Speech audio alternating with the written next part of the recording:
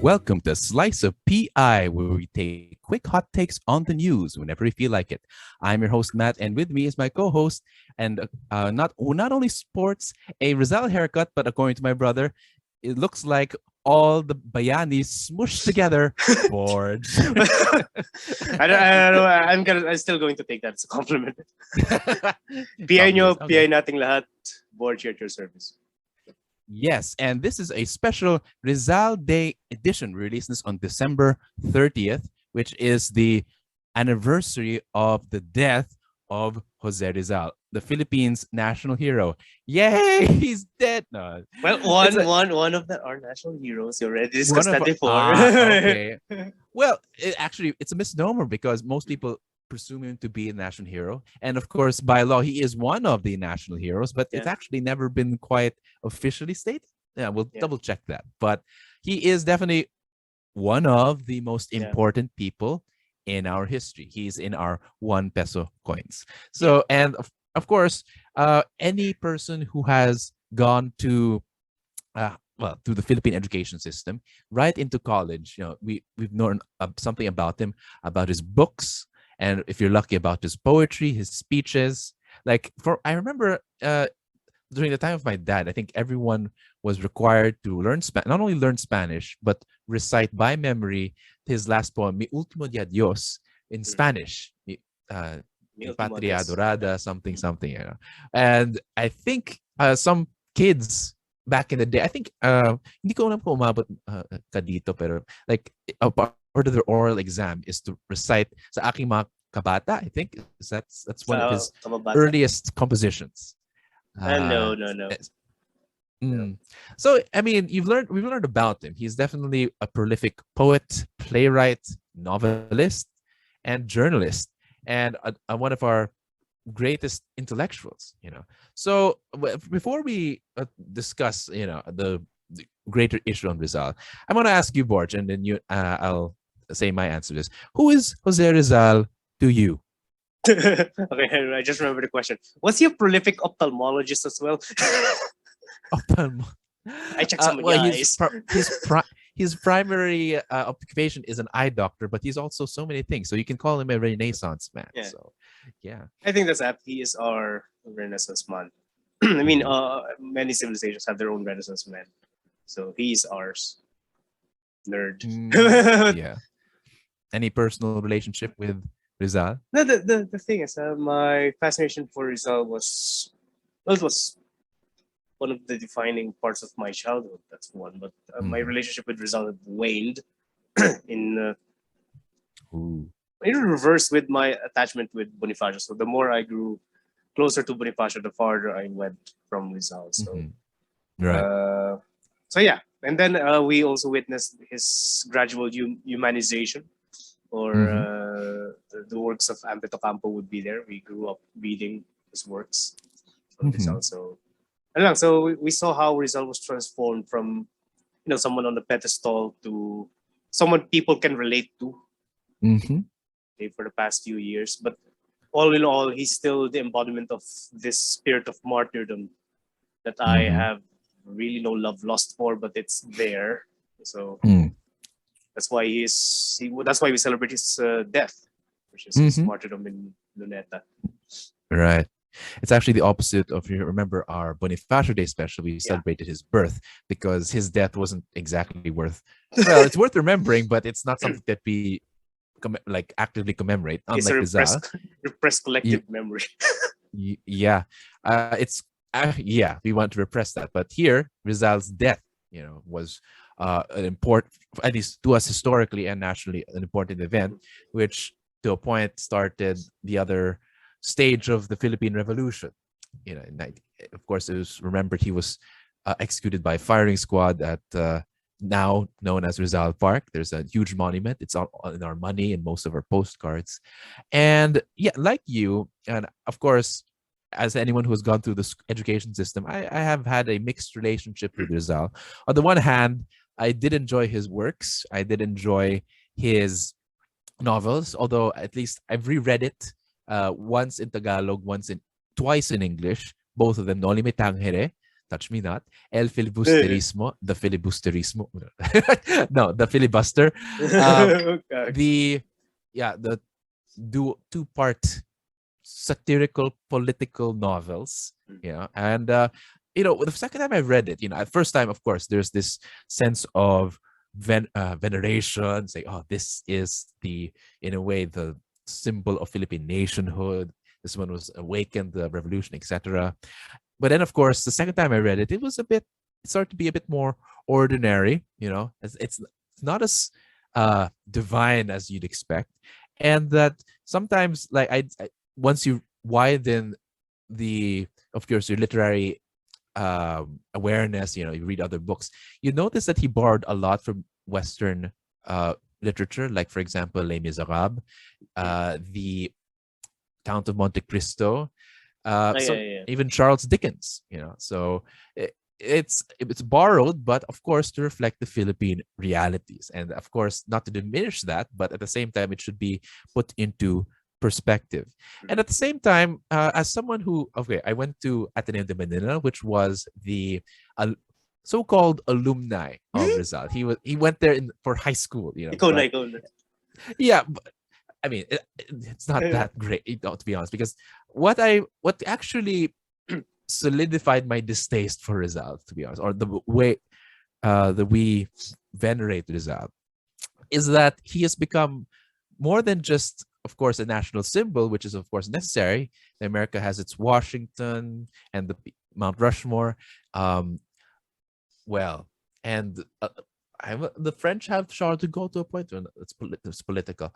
But for Rizal, I sense, and I think the word that just came to my mind is, he's become the Mickey Mouse of the Philippines. Like, he's more of a mascot rather than a national hero. Like, if you notice this brand called Team Manila, which has a lot of shirts with his face on it, it's in their logo. And literally, speaking of Mickey Mouse, like, if you know, the Ateneo Library has a cartoon chibi version of Rizal. So I was like, what's the point, And I think you noticed Ambeth Ocampo. There's one thing that I want to say about Ambeth Ocampo. As much as I appreciate his voluminous, and generous contribution to history and popularizing it, the more you read his works on the national heroes, not just Rizal, but his main work is on Rizal, that he has become, again, an object of gossip. Parang pinagchismisan natin. Oh, and a lot of times, it's like, I think the latest edition of the mini books of Rizal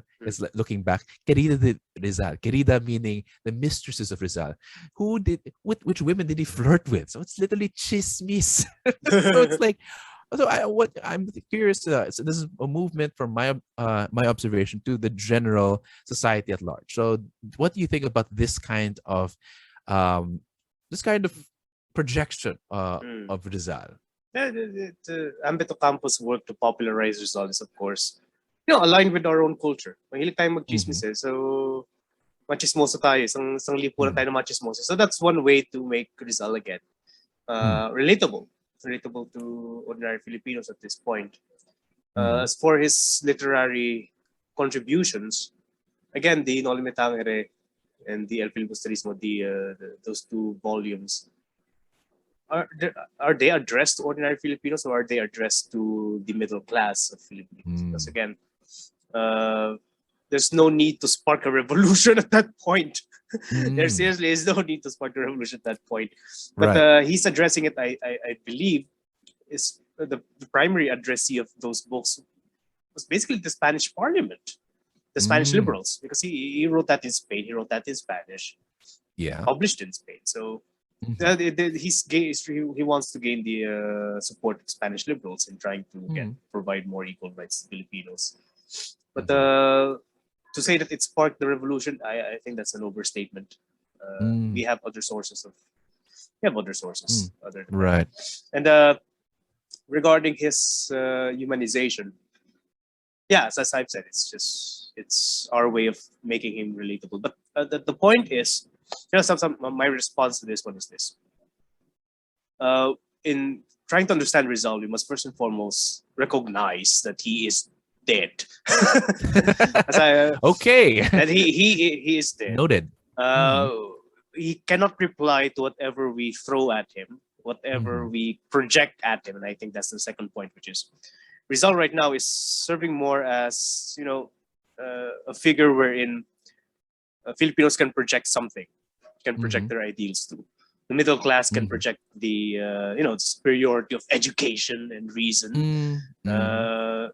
Activists of all shades can project their sense of martyrdom. Mm-hmm. That again, Rizal died for his country. Mm-hmm. So, and yung mga chismoso, they can project their pop fan culture.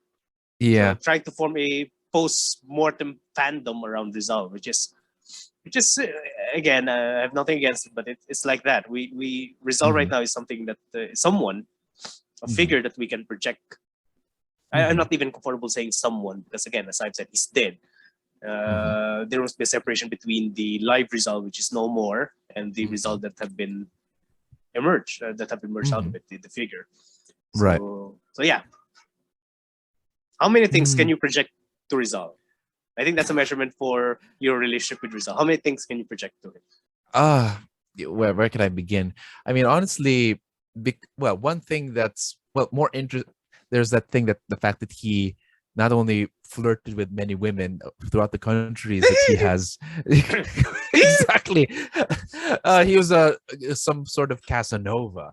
Although, if you read the recent one, which despite my hesitation or in a way my distaste for it, I think it's worth reading for amusement, even like the people like the Ilustrados or his generation of Filipino elites who managed to go to Spain.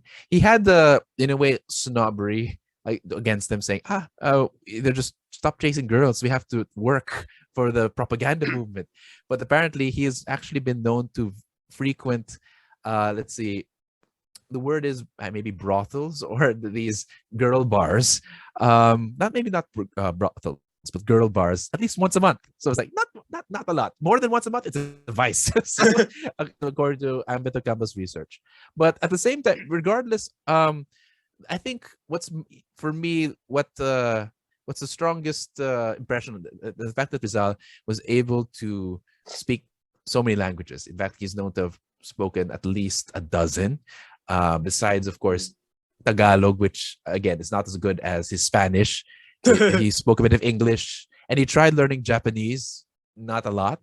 Um, Even a bit of French, and I think presumably since he has flirted with a lot of women throughout the countries, one of each corresponded to each. Yeah. So he knows a lot of language, and he's well traveled. So of course, the overseas Filipinos can relate to him. As you and I have studied abroad and spent time abroad in extended periods, and the fact that we are, despite being Filipinos, are capable of interacting with the world, sharing, of course, our countries, but also Mm. being able to embody the culture that we are visiting. Mm. So that is, for me, one of the more impressionable parts of Rizal.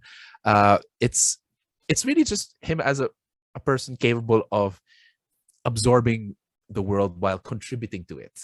I think what's even more amazing, the fact that both Noli and El Filibusterismo are Penguin classics. So they are now being distributed around the world, in London, in America. So he's recognized as part of the greats in world literature. But at the same time, I do want to acknowledge and um, maybe try to ask you: is there something that you'd like to criticize with the way that he is remembered, either by yourself, maybe, or by society at large right now? Mm.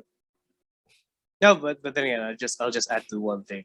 I think Yeah. Rizal's place is, of course, he was the one who made the Filipinos distinct. He was one of the first to make Filipinos distinct. Mm-hmm. So he's our ambassador to the world, really. So his capacity Mm-hmm. to absorb and respond to and stand out Mm-hmm. within different cultures. Mm-hmm. So that I think that's his primary contribution. He placed Mm-hmm. the Philippines on the map as a distinct Mm-hmm. culture, as a distinct society.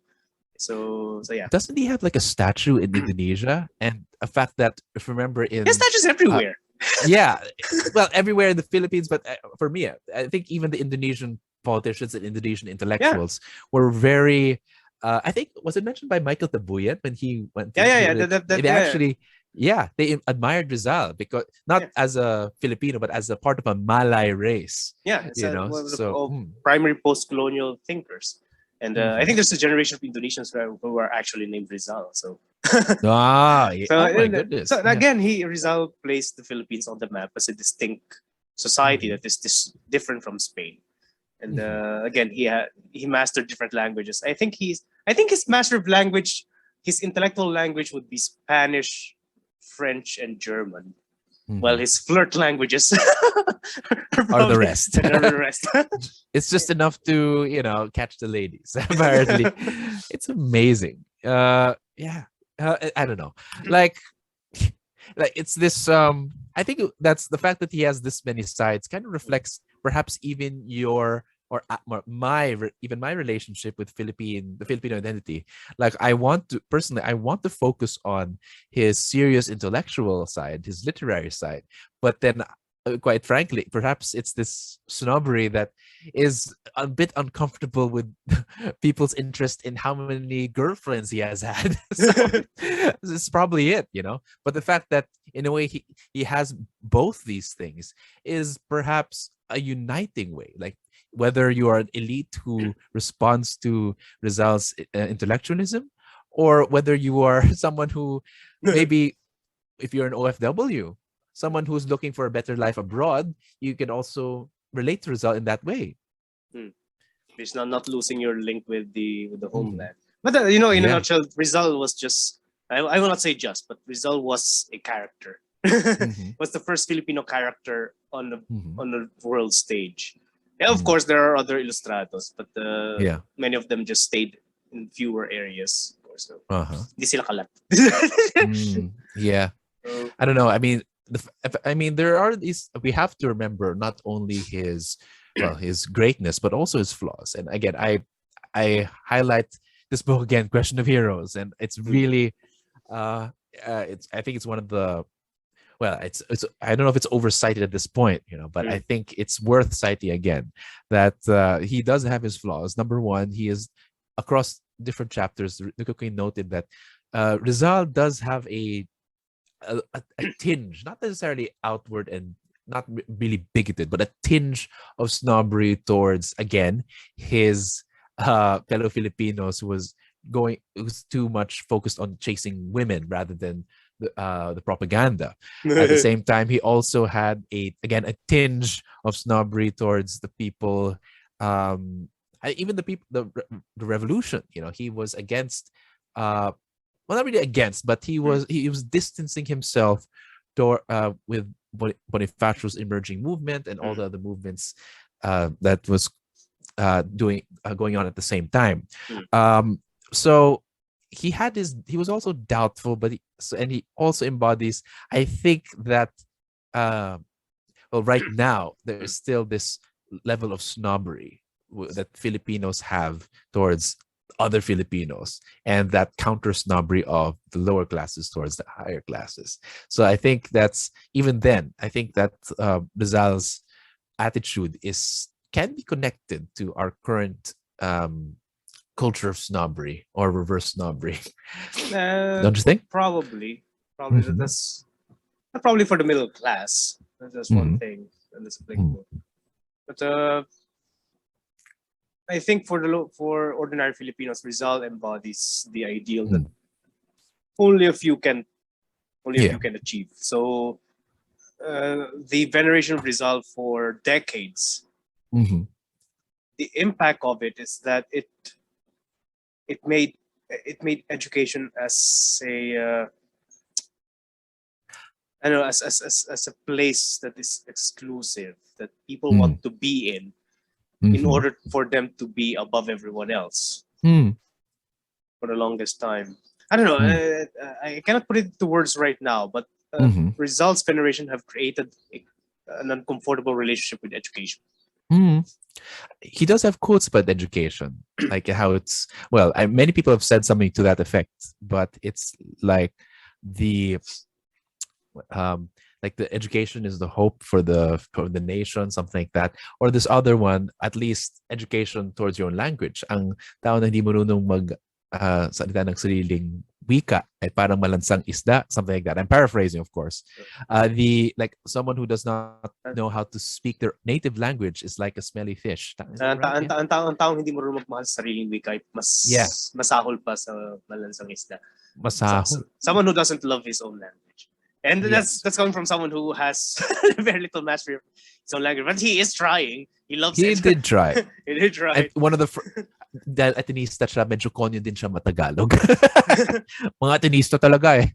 Kaya sila natalo, puro mga atenista. Yung mga, pansin mo, puro mga atenista. Yung si Goyo, si General Luna, mga atenista yun. Si Luna ba?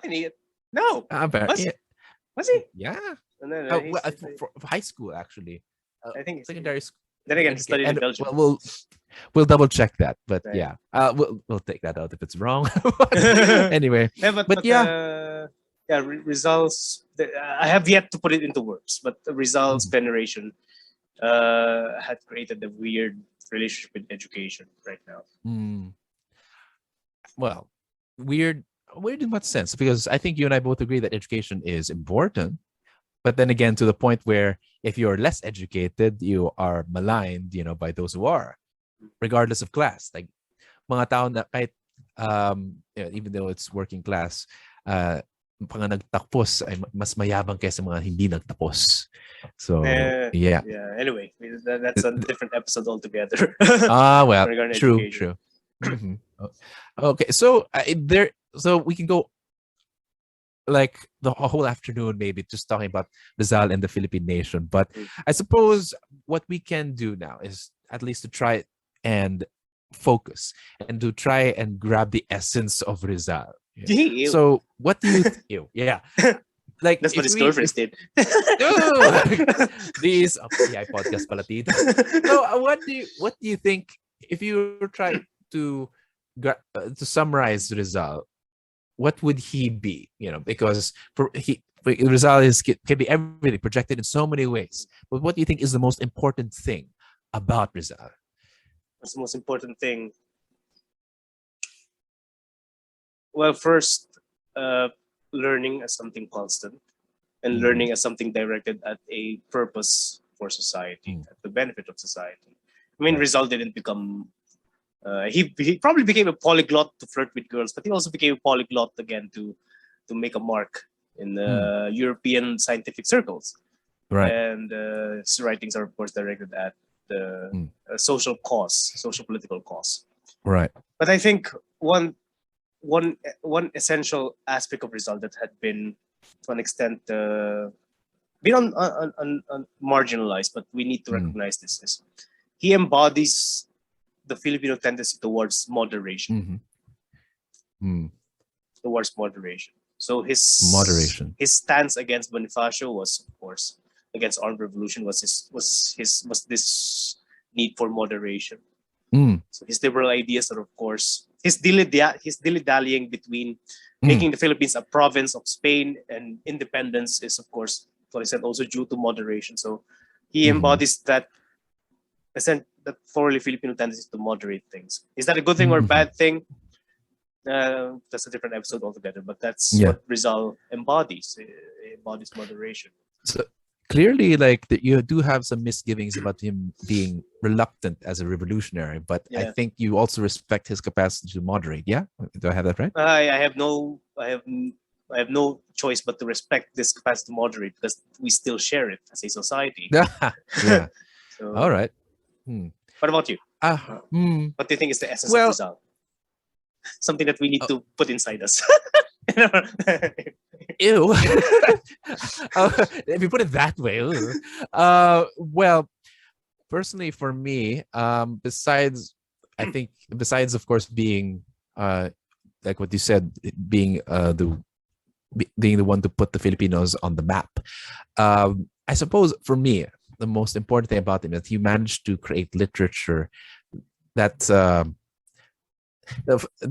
sparked, created nationhood. I mean, this is debatable. You and I can debate about this, but I think not only in terms of like the policies that it's literally legally mandated for us to learn his contributions of literature, his poetry, his plays, his novels, but I think it it kind of reflects my veneration, at least for poetry with regards to nationhood, because I think that a nation is developed when people can write literature and poetry about it. And some of the great poets offer their poetry to the nation, while the greatest poets are able to create a nation so that it may offer poetry to it. So, or by its poetry, create it and continue to offer poetry to it. If I don't know if that makes sense, I'll workshop the idea, but you get what I mean, right? Yeah, I Like, do. But yeah. a qualification is Rizal would be one of that. That's fair. He would be one, and people argue the greatest. But again, that's another. That's another that topic. is another That's not topic altogether. debate. Like, of course, there are many. There are many poets and literatis in the Philippine literary pantheon. But I think very few can rival Rizal in terms of that. And I suppose we can wrap this up. I think by promoting some books. I think Bonifacio, we recommended some books with Bonifacio, but apparently Rizal books about Rizal or even videos about Rizal can fill up an entire library. But perhaps we can just focus on the few that are most important to us. So do you have anything to recommend about Rizal? Well, no books, but again, the document, what I call it, a documentary? No, I don't want to call it documentary, but Bayaning Third World. So That's a good one. which explores. I'm actually extending the analysis of that film. Instead of merely saying that it's difficult to find who Rizal is, I would extend it and argue that we are projecting so much at Rizal, but we must recognize that he is dead, that he could no longer respond to what we are projecting at him. So, but yeah, I'm recommending that one. Yeah, actually, it's funny. Bayaning Third Road features, I think, the director having a conversation with representation of Rizal, like literally Rizal. It's actually humorous. Oh yeah. Was he played by? Like he is the play. Joel Torre, I think. Yeah. Joel Torre, yeah. So a young Joel Torre playing Rizal. That is one of my favorite films, actually. So Bayaning Third World. So for me, I think I mentioned the poetry. I just want to say this again. The reason why poetry is important is because it's one of the few things that can not only motivate people to go to war, but can also build a nation back from war. There have been poetry created to motivate people to go to war, and then there are people who can poetry written to recover from war. So to highlight this poetry, there is a compiled complete compilation of Rizal's poetry, translated from Spanish by Nick Joaquin. You can find it. I think it was USD Press. We'll double check that. We'll send a link where you can buy that. And at the same time, I'll say this again. Question of Heroes, specifically the chapters about the Rizal, which again, even during the time of Nick Joaquin, there were a lot of people worshiping him, even to the point where there's a religion about them, the Rizalistas. So he tried to question that. He has a chapter on like what two different biographies said about Rizal. On the one hand, Rizal is the first Filipino by, what's his name? Leon Maria Guerrero, who was an Atenean and who was an elite. So he projected his elite fantasies. But at the same time, I'm trying to remember. Oh, the other one is the opposite of Radaik, who portrayed Rizal as someone who was very insecure, who was very short in stature, and who precisely wrote so that he could compensate for that shortness of stature. But he had a large head, so of course, yeah. God damn it. Yeah. Speaking of which, I do remember there is this one other. I remember this one episode you were. My father noticed this. You said that you wanted to burn your manuscript. But that is also a scene from Rizal's life where I think was it Marcelo H. Delbar who was trying to stop Rizal from burning his manuscript. Are you sure you didn't project yourself into that story? No, I don't know that. I didn't know that Rizal wanted to burn things at that point. But apparently he might be in you. That goes to Rizal, who is frustrated. Can have a Anyway, I relatively can large still head. God remember damn that. it. Yeah. So you're more Rizal than you think. Anyway, but I don't know. So yeah, that is our that's our episode on Rizal, a special slice. If you have some suggestions or comments or questions, please leave us a message at our email at pipodcastph@gmail.com. But until the next episode, Magandang gabi, mga pagbiyahe.